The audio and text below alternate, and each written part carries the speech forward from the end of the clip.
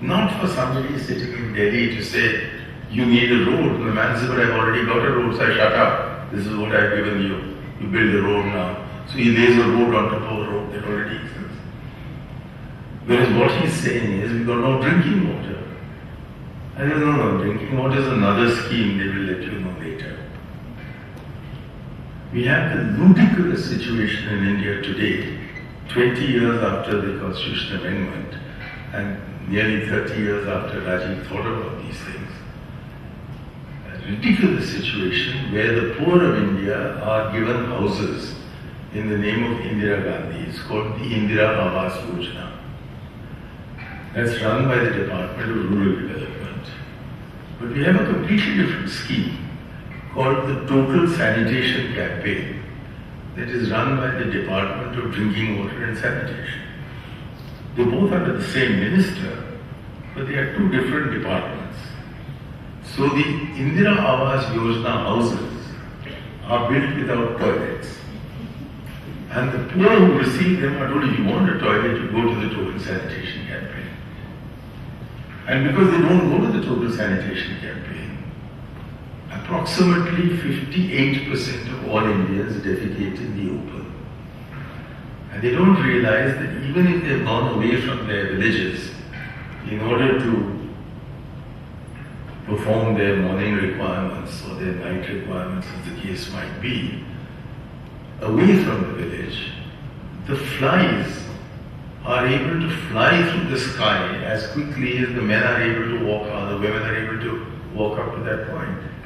So having sat on this human waste, they enter the house. And as a result of that, we have some of the worst records anywhere in the world for almost any waterborne disease. And these diseases have resulted in it's been estimated, 6% of India's GDP being spent on health every year. And the government of India is contributing 1.25% of GDP to health every year. So 4.5% is coming from the private pockets of poor people, which is why if there is one illness in the family, then the whole family tumbles from being above the poverty line to being below the poverty line. So all these things are interlinked. And the only person who knows that these linkages exist and therefore everything has to be converged is that same illiterate, uneducated, malnourished, poorly comprehending villager whom the IAS is supposed to serve. So why not instead put them in charge of their own lives? After all, how can a person who's never known hunger know the meaning of hungry? How can someone who's never ever had to sleep in the open know the importance of having a roof over your head? How can anyone who thinks that water comes in distillery bottles ever know what is the meaning of thirst? So if those who are suffering are given the opportunity of running their lives, then maybe we will get this improvement. And so Rajiv said, I think the chances are that the younger people will get into the lower levels of the panchayat system. And when I became Minister of Panchayat Raj, which was long after he was no more with us, I had a survey conducted. And two important results came out of that. Number one, that about 70% of those elected to the lower echelons of our governance system, the Panchayat Raj institutions and the municipality, are below 35 years of age.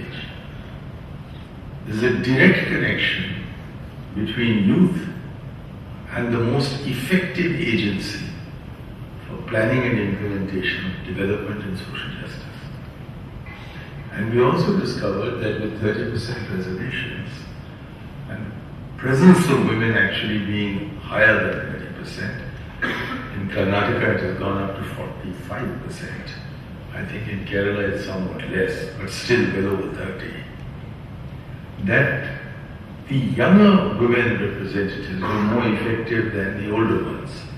And when one wondered how this was so, the explanation came forth that the younger the woman in India, the better chances are that she's at least literate or possibly even educated, and therefore has more self-confidence in dealing with civil servants, dealing with men in the panchayats, ensuring, asking for and ensuring whatever it is, that the women members of the village regard as a priority. And there are 32 lakh of these youngsters, and 12 lakh of them are women, and 86,000 of the women are either chairman or vice chairman of their respective panchayats. So this is where the youth of Rajagiri College come in. I doubt that any one of you, even for a moment, has considered standing as a ward member in your town or as a ward member in your village. And yet, if you were to actually do that, it will mean much more than going under your director placements to some